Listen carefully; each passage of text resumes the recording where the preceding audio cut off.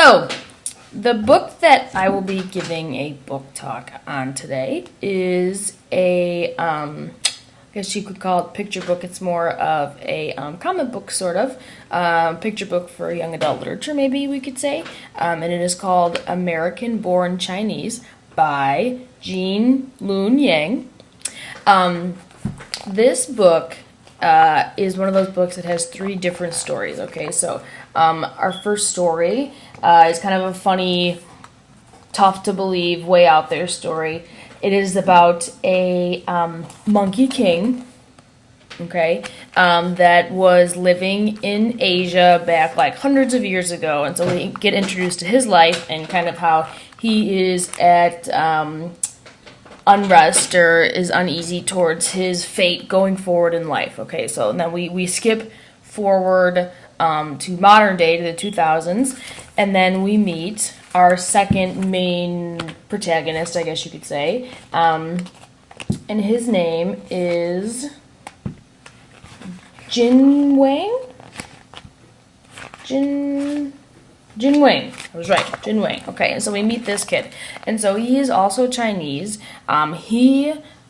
His family was living in the San Francisco Chinese village, and so they're now moving out of that Chinese village, and they're coming into just white San Francisco, I guess you could say.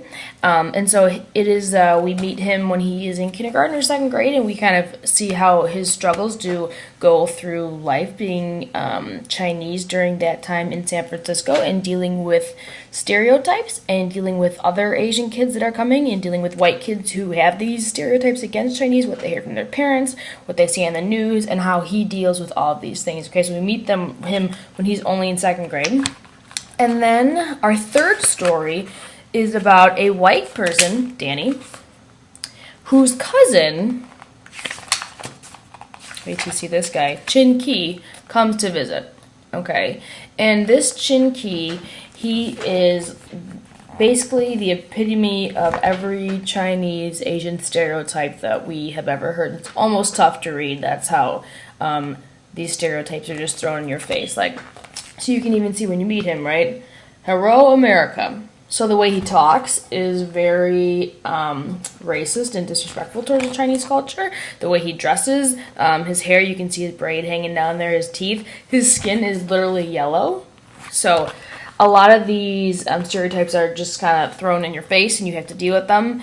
And I think it'll be interesting. It would be interesting for high school kids to read it as an adult, as someone who knows how hurtful stereotypes can be. It's tough to get through, but again, I think it's a good eye-opening experience for kids just to see how these stereotypes might not seem like a big deal, but when you see them like this, right, we know how disrespectful they are. And so these are our three main stories, okay? The Monkey King, he comes back, and he kind of just keeps winning these battles back in like 1500s China, so we're introduced a little bit to Chinese culture during that time period, which is pretty neat with all the gods and all the battles. And then Jin Wang, the guy that when we met him as a young boy, he's the boy that came from San Francisco, from Chinaville, San Francisco, just to white San Francisco, and so we see his journey going through life and dealing with other Asian kids who come to his school and kind of almost not liking those Asian kids because they are the stereotype that he is trying to get over. And then we see him trying to find love and having to deal with white people who are saying he shouldn't be with white girls, he should be with Chinese girls, and so it's this very interesting difficult journey to overcome while also appreciating it. He comes to appreciate his culture towards the end. And then again with Danny and Chin Ki, okay, poor Danny has to deal with this crazy